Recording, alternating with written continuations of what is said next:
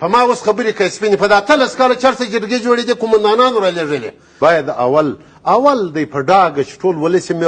اوري باس پر دې وسي چې په څو امور کې خارجان وځي او اتومات وربن اعلان سي دریم درجه د سي بندیان سره اعلان سي زموږ هغه حاجي بشر تر اوسه په امریکا کې بندي دي زه وایم دغه شان موږ باید ګونتنامو بګرام او پلچرخۍ رامخته کړو دا ورېله کړو چې خلک نور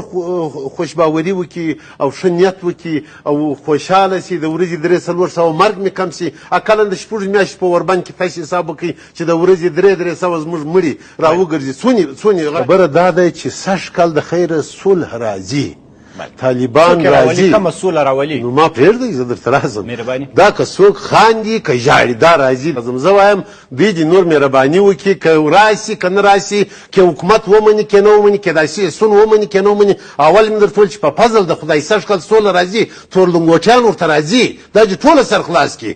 هغه څوک چې دوی راوستلي پر کښتۍ کې راوستلي وو هغه څوک به سوله غواړي دا در اوسه د محترمینو باس پر وکړي تا باس پر وکړي جلو د هغه په لاس کې دي او که هغه مریس ورته ونووي دا معاش در باندې بند دی نو بیا دا تورلنګوټیان پر عیله کې بیا څنګه دی ټوله دې په دې سر خلاص کړي چې بې عزته او بیا برو کېږي دا سوله راځي چې د دوی عزت یې دا سوله راسي زه حکومت ته وایم 18 کاله دوی خپل اوس هم وبخړي مایا نسي زه هم بس چې کومې ګټې کړې وې کار څه و ګټه مې اوس هم په سوله کې ده په هر قیمت یې باید دا سوله وسي که نه وه منله دا میډیا دا موږ نور پیسې پسې راپورته کوو تورلنګوټیان راځي سوله کوو موږ افغانان سوله غواړو چې په هر قیمت یې موږ چې د سر په قیمت یې نور سوله غواړو سوله به د خیر روان صاحب راځي موږ د چا نور غلامان د دوی د ګټو ځان نسو ګرځوئ نه قرباني ګرځوئ ته وګوره په کونړ کې بچان ته وګوره په میدان ورده کې بچان ته وګوره په هلمند کې بچان ته وګوره په روزګان کې دغه تپلان خپل معاینې او ښځې دارې وده په خارج کې ناستې دي دلته نارې وي یوی ما نه مېروم یوی زه نه ځم اوره ګرد دې پېژنو معاینه او زوی راوله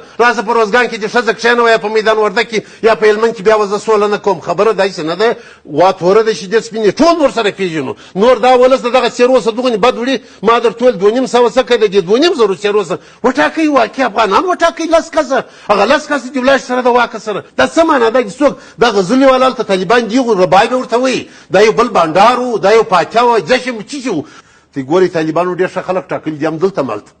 د استاد سیرت په شمول چې دا لیست د دوی وګوري او دا لیست سره مقایسه کړي نو زه ګرد عمر پر طالب هم باید انتقاد ونه کړم د هغو سره ډېر ښه څېرې دي ما درته وویل چې په سپینو لنګوټو په تورو لنګوټو کې طالبان ورته راځي دوی ته زه مبارکي ورکوم دا خلکو ته چې په ګر ښار کې ورنه ځایي د بیري په آخرت کې څه کوئ د خدای د قبر هلته چې ورسئ هلته څنګه ځان خلاصوي د دې حسابو د دې غلاو د دې زورکو د دې مړو سره د یوه کور د پوره واکه سره دي د افغانستان په خیر دي مبارک خو حکومت اول کې هیات وټاکئ هغه هم چاته د منلو وړ نه و دویم ځل یې هیات وټاکئ هغه هم چاته د منلو وړ چې 2.5 کس وټاکئ هغه بیا وسلوال ته چې دا واده نه دی چې تاسو روان صاحب د حکومت ټاکنې هغه رقم ټاکنې ماته د منلو وړ نه وې طالبان ته څنګه وې دویمه پلا د سیاسونو دا 2.5 کسه ماته د منلو وړ نه وې طالبان زه هم سمې سالمې ټاکنې دي وکړي هغه خلک چې هغه د افغانستان عاشقان دي خیرخواهان دي پر دا خاورو مین دي د سولې طرفداره دي غله نه دي ښاماران نه دي پردي پاله نه دي دی خلک دې ورته وټاکي بده خبره دا ده که موږ راځو د سولې دپاره 50% پرون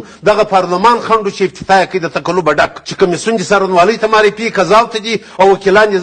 معرفي سي پارلمان دي و سوګند دي وکي باس بدلته اصلي خبرې کوو موږ اپوزیسیونونه دي که سیاسون دي که رهبران دي که حزبونه دي ټوله دي کښېني زه هم 10 کسه دي د هزارګانو ورونو څخه خلک ولاړ شي چې پر افغانستان عاشقان دي پر اسلام عاشقان دي موږ ته دا مهم نه دی چې پلان کوي مګر داسې په ډولو داسې په دغه باندې ته چې هلته فقط